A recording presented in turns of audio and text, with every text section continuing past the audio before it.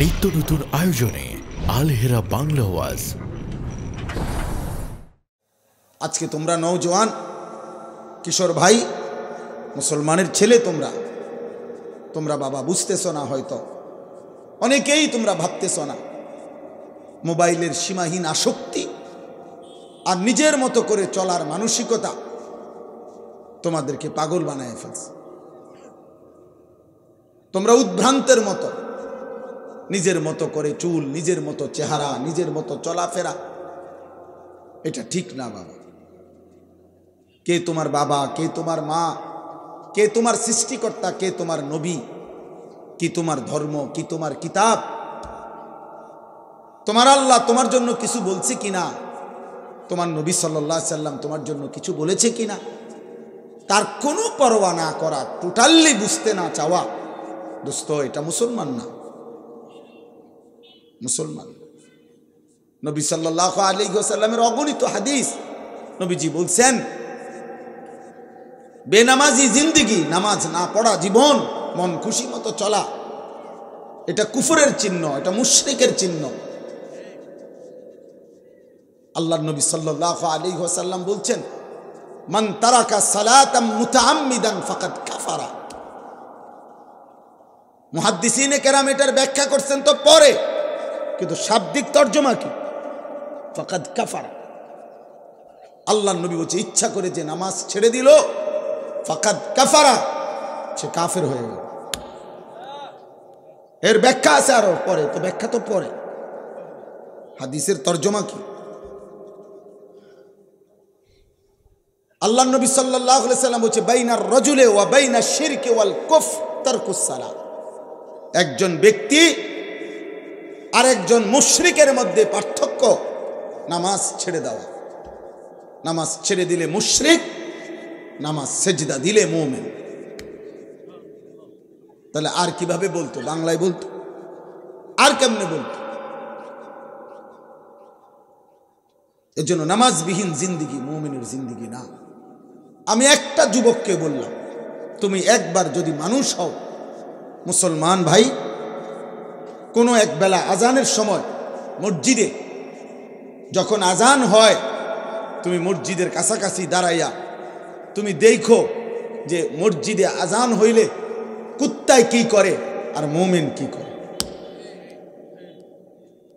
যদি তোমার বিবেক থাকে, তুমি দেখো আজান যখন হয়, কুত্তা ঘেউ ঘেউ করে, খেউ খেউ আওয়াজ করে এখান থেকে সরে যায়, আর মুমিন মুত্তাকি আশপাশ থেকে ধীরে ধীরে এসে মসজিদে নামাজের জন্য ঢোকে।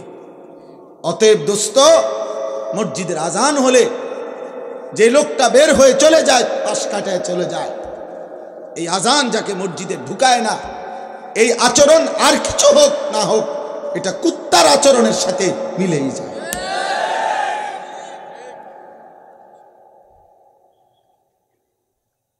অতএব তুমি না ভাবতেছ তোমার চুলে তোমারে সেরকম লাগে, আমিও তো কই সেরকম লাগে, সেটাকে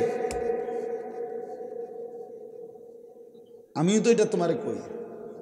তুমি যে এই সামনে চুল বড়, সব পিছনে, আরে এ পাশে এ পাশে এ পাশে বারবার চুল ফিরাইতেছ, তুমি যে এত টাইট প্যান্ট পিনছ, তুমি যে এক ওয়াক্ত নামাজ পড়ো না, তো তোমার বন্ধুরা তো বলে তোরে দোস্ত সেরকম লাগে, আমিও তো কই সেরকম লাগে, তোমারে সেরকম লাগে, কিন্তু সেটাকে ওইটা জিগাইলা না যে সে যার মতো আমারে লাগে দোস্ত, হেইতেটাকে না, হেই তখনে না শুনবা, ওই বলবে ভিতরে ভিতরে পুট্টা খোরের মতো লাগে, বাবা খোর, পুট্টা খোর, ডাইল খোর, হারাম খোর, জেনা খোর, ব্যভিচারী, বাবা খোরের মতো লাগে তোরে। যার কপালে সেজদা নাই না ফরমান, তোরে বুঝি জুনায়েদ বাগদাদির মতো লাগে।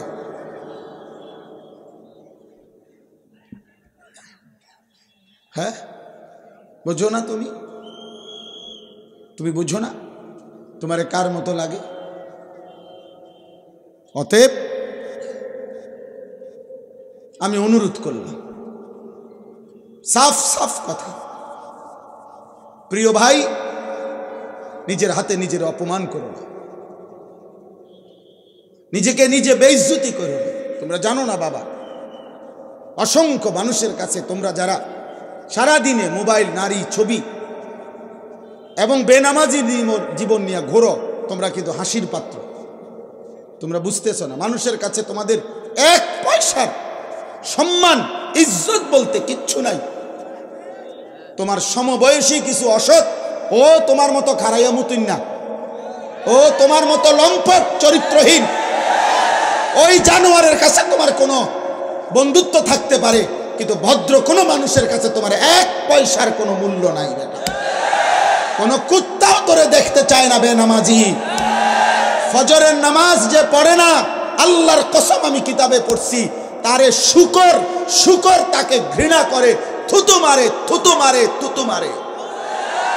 শুকর আল্লাহকে বলে শুকর, আল্লাহকে বলে আল্লাহ আমি চোখ মেলতেছি, তবে তোমার কাছে ফরিয়াদ, ফজরের নামাজ পড়ে নাই এমন কোন বেঈমান যেন আমার চোখে না পড়ে।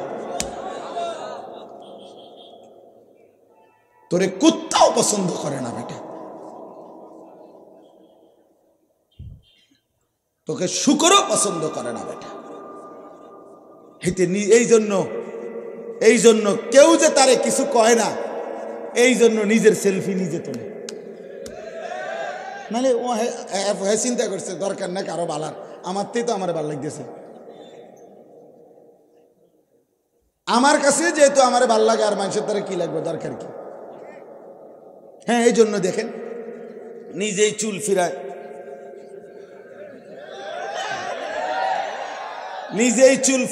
নিজেই ফেসবুকে উঠায়, নিজেই আবার পোস্ট করে, নিজে সবারে বাবা আরে তার সিরা রে, তোমার যে তার সিরছে ভাই তো মনে জানে না, জানলে তারা পাবনা পাঠায়। উপযুক্ত যদি লোক না পাও পাবনার, আমার কাছে পরিচিত লোক আছে। হ্যাঁ হ্যাঁ দোস্ত, কারো যদি পাবনার ঠিকানা লাগে আমার কাছে আছে, নাম্বার আছে, ভালো তোমার এক কারে জাগাত ভর্তি করাই দিব।